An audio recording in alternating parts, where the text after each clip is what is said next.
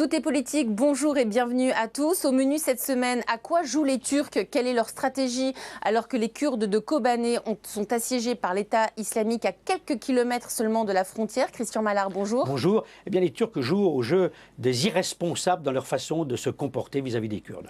En France, le spectre de Marine Le Pen hante l'actualité. Elle s'est saisie de l'hypothétique réforme de l'assurance chômage, une occasion pour tacler le ministre de l'économie. Mickaël Darmon, bonjour. Bonjour Marine Le Pen, vous savez, elle est en train de quitter Montretout pour avoir sa propre maison. Bon, c'est la rupture de la fille Le Pen. Dans la seconde partie de Tout est politique, nous avons la joie d'accueillir sur ce plateau Esther Benbassa, historienne et membre d'Europe Écologie Les Verts au Sénat. Tout est politique, Marine Le Pen change de maison. Faut-il, oui ou non, toucher à la durée du montant de l'allocation chômage? Le ministre de l'économie Emmanuel Macron a laissé entendre qu'il n'y avait pas de tabou sur la question. Et Marine Le Pen de taper sur celui qu'elle appelle le banquier Macron. Comme il y a trop de chômeurs, on va réduire l'indemnisation des chômeurs. Est-ce que ça va leur donner du boulot? Réponse non. Alors moi, ce que je veux, c'est leur donner du travail. Et pour ça, il faut retrouver la voie de la création de richesse. Il faut sortir de ce modèle économique qui est mortel et dont je vous explique qu'il va continuer à s'aggraver. Déjà, Marine Le Pen le nomme le banquier Macron, un peu comme Jean-Luc Mélenchon, Mickaël Darmon. Pourquoi oui, exactement d'ailleurs comme Jean-Luc Mélenchon. Pourquoi? Parce qu'en fait, Marine Le Pen fait ce qu'on appelle un exercice de triangulation en stratégie politique. En fait, elle récupère une idée qui en général, et des propos qui en général s'entendent plutôt sur le terrain de l'extrême gauche, des souverainistes, des anti-européens, pour montrer aujourd'hui que c'est elle qui récupère donc ce discours. Alors elle se veut très sociale. Pardon, elle se veut aujourd'hui très sociale. Très étonnant comme posture. Et elle prend tout simplement un positionnement donc à gauche. Pourquoi? Parce que elle est en ce moment en train de ratisser les segments électoraux.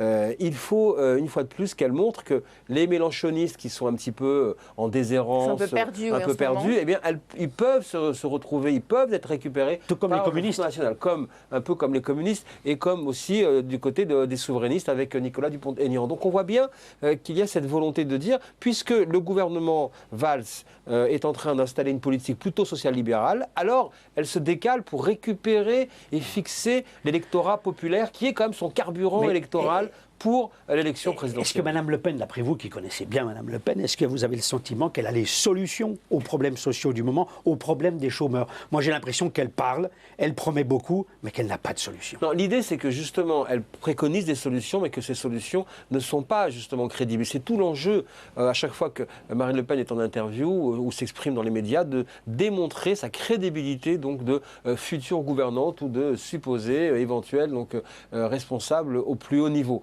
Mais on voit bien que à chaque fois qu'elle parle donc de l'euro, de la situation donc de l'Europe, c'est là effectivement que le bas blesse. Parce que 30% du PIB français est basé sur les exportations de biens et de services. Or, lorsqu'on veut isoler, lorsqu'on veut rompre avec l'Europe, lorsqu'on prétend justement fermer les frontières, eh bien, ça va poser un problème tout simplement pour les entreprises qui sont basées sur l'exportation. Il n'y a qu'à penser à l'agroalimentaire français. Une entreprise comme Doux, par exemple, consacre ou réalise la majorité de son chiffre d'affaires à l'exportation, avec une politique telle que Mme Le Pen la préconise. Tout simplement, l'entreprise serait amenée à fermer. Elle est beaucoup dans les vœux pieux. Pour l'instant, en tout cas, elle est dans les effets d'annonce, mais pas dans la pédagogie. Effets d'annonce, oui. Non, elle est dans la pédagogie de ses propres effets d'annonce. Mais tout simplement, il y a un problème, c'est la réalité, le réalisme, qu'elle commence un petit peu à découvrir. Parce que lorsqu'on l'interroge, comme on l'a fait récemment, eh bien, on s'aperçoit que lorsqu'elle dit « je vais rompre avec l'Europe, je vais faire un référendum pour que les Français décident de sortir de l'Europe, mais avant, j'irai négocier à Bruxelles ». Donc ça veut dire qu'elle installe un nouvel espace. À côté de l'espace Schengen, il y a peut-être l'espace Le Pen. Elle installe un nouvel espace de négociation parce qu'on ne sait jamais. Un rapport de force peut être posé, mais elle peut aussi obtenir un accord. Et dernier risque, quand on pose la question aux Français par référendum, voulez-vous sortir de l'Union européenne? À chaque fois que la question a été posée dans les enquêtes d'opinion, les Français disent non, on veut rester dans l'Union européenne, même si on la critique. C'est compliqué. Donc elle prend le risque de démarrer un éventuel mandat si tant est, Elle avec rêve un à haute désaveu. Avec un désaveu. Michael, elle Et vous- rêve à haute voix. Elle rêve à haute voix. Vous qui l'avez interviewée là, tout récemment, que dit-elle sur l'hypothétique retour de Nicolas Sarkozy sur... Le retour, il n'est pas hypothétique, il non, est mais réel à la tête sur de l'UMP. sur un second tour. Elle considère que Nicolas Sarkozy a totalement raté son retour. Qu'il a Elle plus le dit Oui, elle le dit, qu'il n'a plus d'espace politique, que c'est toujours le même Donc, disque, qui que les considère-t-elle idées... à droite alors Juppé. Aujourd'hui, elle considère qu'effectivement, avec Alain Juppé, il peut y avoir un peu plus de difficultés parce qu'il est en capacité potentielle de récupérer les déçus. Il peut ratisser de plus François large, Hollande. Juppé. Mais en même temps, c'est quand même Nicolas Sarkozy qu'elle regarde le plus. Pourquoi ? Parce que ouais. lorsque, par exemple, elle dit qu'il va falloir faire un référendum pour supprimer ou sortir de Schengen, qu'est-ce qu'elle fait ? Elle est en écho à une proposition de Nicolas Sarkozy lorsqu'il était en campagne en 2012 et qu'il avait proposé la suspension, un référendum pour décider de ce qu'on faisait avec l'espace Schengen et l'organisation de la coordination des pays européens pour contrôler les frontières. Donc on voit bien quand même que c'est face aussi à droite à Nicolas Sarkozy qu'elle veut encore se mesurer. Tout est politique, direction la Turquie. Pour aider les Kurdes, la Turquie laisse faire et assiste en silence à l'agonie de Kobané, à quelques centaines de mètres seulement de sa frontière. On écoute tout de suite le président Erdogan.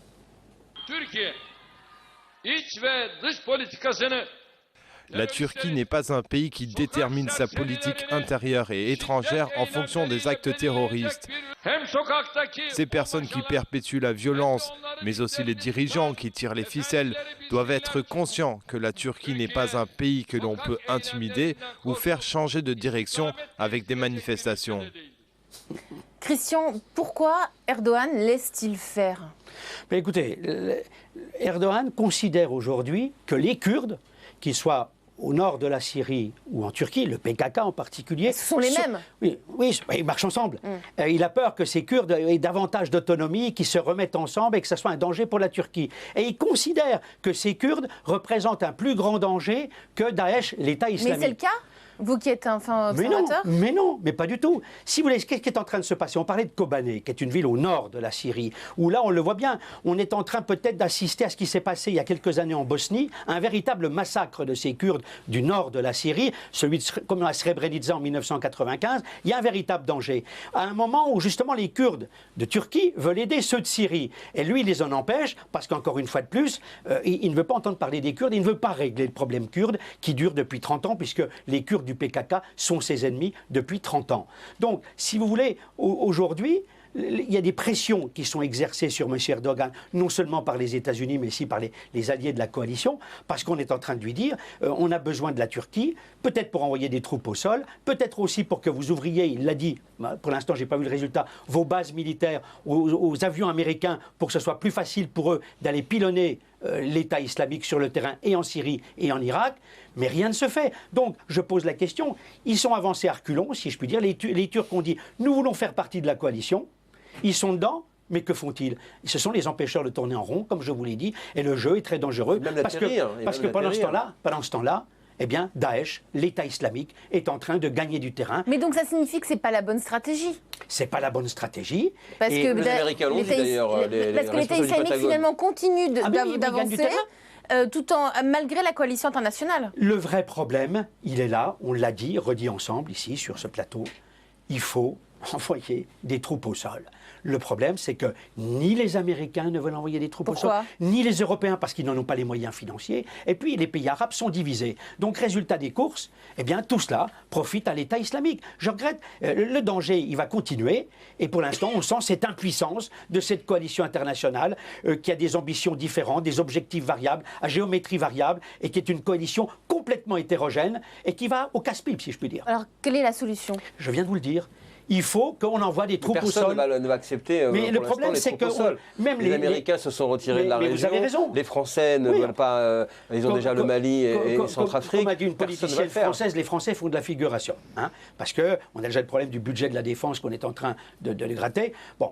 Le vrai problème, c'est que si on ne prend pas la décision d'envoyer des troupes au sol, d'ailleurs à Washington, il y a une réunion de 21 des plus grands généraux qui se voient là, dans les heures qui viennent, et le problème est de savoir qu'est-ce qu'on fait.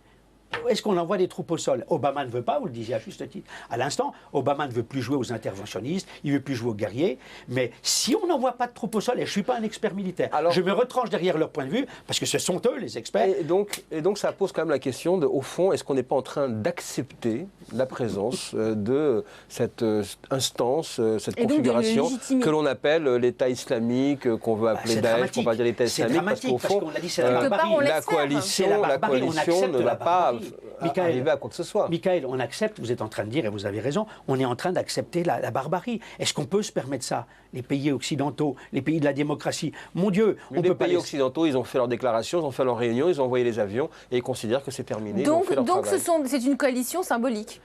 Je ne dirais pas qu'elle est symbolique, mais elle est complètement inefficace parce qu'elle est mal ficelée. Elle est mal ficelée sur la stratégie. Il n'y a pas de ligne directrice. C'est ça qu'on peut reprocher. Où sont que ceux qui donnent des instructions? Alors il y a l'Amérique, mais... Et quelle est la position d'Israël justement là-dessus? Est-ce qu'Israël est prêt justement à intervenir aussi? Non, je crois qu'aujourd'hui la position de M. Netanyahou est très claire. M. Netanyahou ne veut pas intervenir. Il a déjà suffisamment à faire avec le Hamas à Gaza et au problème intérieur. Mais c'est une coalition internationale. C'est une coalition internationale. Il a donné son soutien. Il a donné son soutien à Obama, aux alliés occidentaux, aux autres pays arabes, puisqu'il y a même quand même des alliés de démission collective, quoi.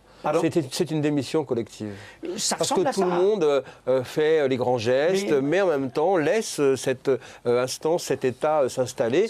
Peut-être que justement ça permettra de dire oh là là, regardez, ils sont horribles, ça permettra de montrer justement qu'est-ce qu'on peut faire. Et pour qu'il y ait un bon Dieu, il faut qu'il y ait un diable. Et pour Kobané, c'est bien l'illustration de l'échec de l'Occident pour l'instant. John Kerry est obligé de le reconnaître du bout des lèvres, mais enfin il est obligé de reconnaître que l'État islamique est en train de s'emparer d'un bastion important sur cette frontière qui a de 900 km de long entre la Syrie et la Turquie. Quel pays arabe pourrait faire le poids aujourd'hui pour essayer de trouver la solution? Quel pays arabe? Je ne vais pas vous rassurer, je n'en vois aucun. Tout est politique, les images de la semaine. Michael, votre image de la semaine, celle que vous avez choisie, c'est Arnold Schwarzenegger, le retour, mais qui était de passage à Paris et qui est allé rendre visite à François Hollande. À l'Élysée, regardez, donc ça c'est quand même une rencontre qui fera date aussi dans les grandes images du quinquennat. Alors, il est arrivé dans la cour de l'Élysée avec la noria de Hummer, de 4x4, de gros véhicules, mais ils sont tous électriques. Donc, je vous rassure, effectivement, il reste donc cet citoyen engagé et ce responsable, maintenant acteur. Et ils ont discuté protection de la planète. Est-ce que M. Hollande l'a appelé Terminator? Je ne sais pas s'il appelle Terminator, peut-être qu'il prendra quelques leçons, peut-être de Terminator en ce qui concerne parfois une partie de sa majorité qui peut-être il veut liquider. En tout cas, pourquoi est-il là? Pas justement pour donner des leçons de liquidator, mais surtout parce qu'il est un acteur maintenant, plus de cinéma, mais politique, public, engagé sur donc les questions d'écologie. Je vous rappelle que il était gouverneur de Californie. Il était gouverneur de Californie. Et bodybuilder. Voilà, donc on va dire que dans ces deux cas, il y a une différence avec François Hollande. Mais l'année prochaine, Paris reçoit donc la grande conférence sur le climat, qui a été énoncée, décrétée comme la grande conférence qui marquera le quinquennat pour François Hollande. On verra bien effectivement si l'arrivée de Schwarzy a permis de défricher le terrain.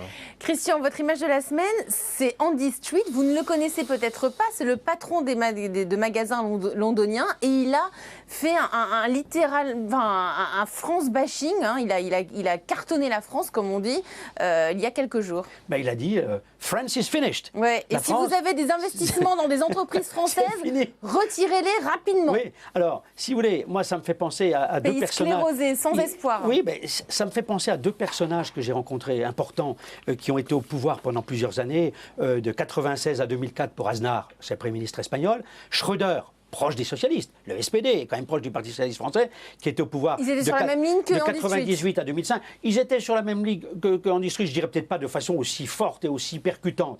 Simplement, ils considèrent que la France est une véritable préoccupation, source d'inquiétude au sein de la communauté européenne. Ils disent qu'aujourd'hui, il faut davantage d'intégration aujourd'hui pour qu'on ait une véritable gouvernance européenne. Et puis les conseils qu'ils donnent à M. Hollande, indirectement et pas méchamment, c'est de lui dire il faut réduire les impôts, il faut réduire les dépenses publiques. Il dit dit tout haut ce que tous les investisseurs, ce que les investisseurs disent tout bas. régulièrement partout dans leurs rencontres toute la journée. Et même j'ai demandé à M. Schröder s'il avait eu des entretiens téléphoniques avec M. Hollande, parce qu'il faut rappeler quand même que Schröder, quand il était au pouvoir, pendant 7 ans, il a créé 5 à 6 millions d'emplois, tout comme Aznar en Espagne. Oui, mais avec un déficit budgétaire abyssal qu'il a négocié avec l'Europe. De réussite au niveau des emplois. On voit bien qu'il y a aussi donc il n'y a pas du tout de concertation ou de quoi que ce soit. Donc il y a une libéralisation du French bashing finalement.